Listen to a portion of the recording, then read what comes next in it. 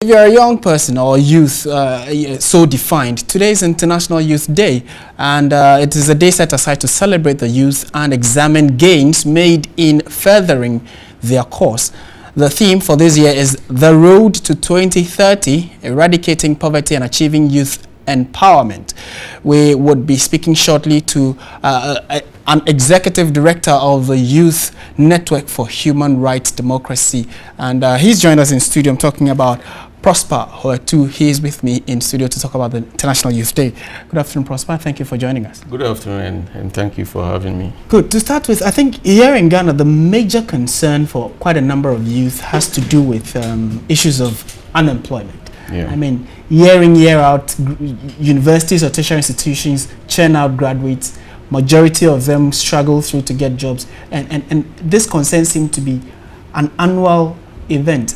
What does your outfit think can be done about this? All right, thank you very much. Before I respond to your question, let me use this opportunity to congratulate all the youth of Ghana for their resilience, their contribution to national development in spite of the challenges that we face, and also to thank all the various stakeholders, both state and non-state actors that work on youth development. Then directly to your question, I mean, it's a big problem, and it's not only in Ghana, but if you study the UN reports across the world, it's a problem, and more particularly in West Africa or Sub-Saharan Africa, it's a big problem. We have high unemployment rates. Now, before you can address such a situation, you need to understand the problem. And so I've seen several studies that point to the fact that there are challenges with the educational system. How do we prepare our young people adequately for the labor market? Do they have labor market information? Do they have the skills? But your question even relates directly to perhaps tertiary level. Now, if you look at the statistics, even the recent WASI that was released, if that is anything to go by, then it means that only about 40% of those who graduate from high school are able to enter tertiary. So the bigger problem is what happens to the 60%. So many of them either drop out and then they fall prey to all manner of issues that relate to crime, teenage robbery, pregnancy, crime, and the statistics speak to that. If you check our prison statistics, prison service statistics, you notice that young people are topping. I think close to about 60 or 70% of those in jail are young people. Fall within the youth Precisely for offenses that relate to theft and all manner of things. So it tells you that there is some level of failure of policy to address these challenges. So first of all, I think that it's important we examine the problem thoroughly, and then we can propose solutions to it. But more specifically, I think it's proper for us to examine the various sectors of the economy and see which sectors are more have the capacity to absorb. No, but you see, the discussion has in the last few years also moved away from, yes, there should be the youth should be absorbed, but then what happens to entrepreneurship? You know, starting something, starting small, then you can get the support of whichever state institution is supposed to help you. Yes. Do you think we have an enabling environment enough? I don't think so. Looking at the unemployment situation, we need a multifaceted approach to address it. If you talk about youth enterprise development, it's one of the approaches. We need to address the issues of skill development, education, and all that. But if we want to also take advantage of youth enterprise development as one of the alternatives for providing jobs, is very important, because we know that the public sector has a limited capacity to absorb these graduates. So you need to develop or create an enabling environment for youth enterprise development. And I don't think that we have that, because if the key things that young people need to develop their businesses and all that is, for instance, the technical support. I mean, you are now starting your business, you need some guidance as to how to go about it. And also you need some form of capital.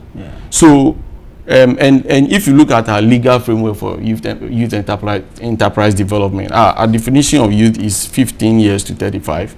And I think that our company's law would not permit someone who is below 21 years to register a business. For instance.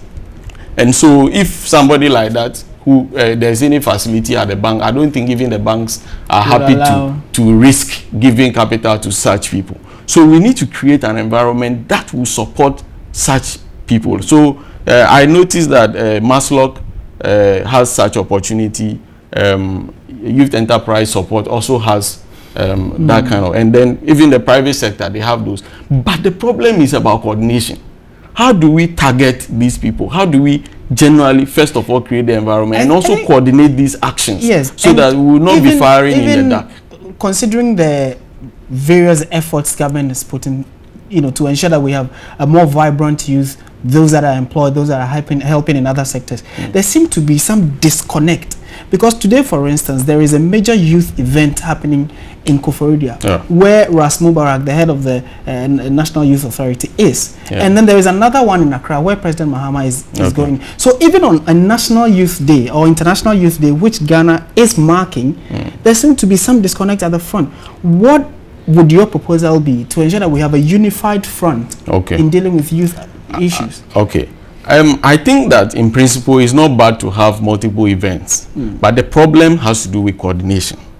And this reflects also in the Ghana Shared Growth and Development Agenda. Their analysis of the youth sector says that even though there are several policy initiatives that are being implemented by state institutions, there is lack of policy coordination. And this is one of the manifestations of that.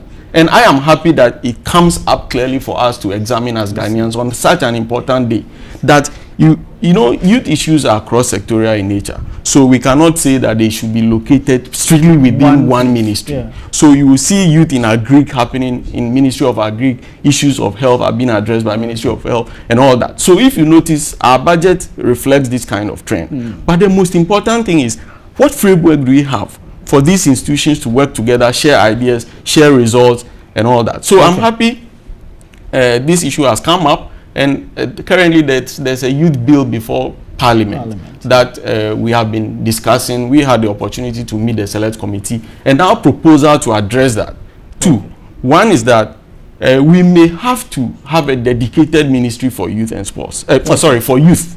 So that these agencies can work under them, or create an inter-agency coordinating committee on youth development that will bring together all these institutions to work together. Prosper, we are grateful for your time and thank you very much for joining us as Ghana marks International Youth Day. So all the youth out there, celebrate the day, but be mindful of how you can also contribute to the development of the country. We've been speaking to Prosper Hoetu. He's the Executive Director for the Youth Network for Human Rights and Democracy. And he's been sharing some thoughts on the International Youth Day. This is still TV series, the Midday Live.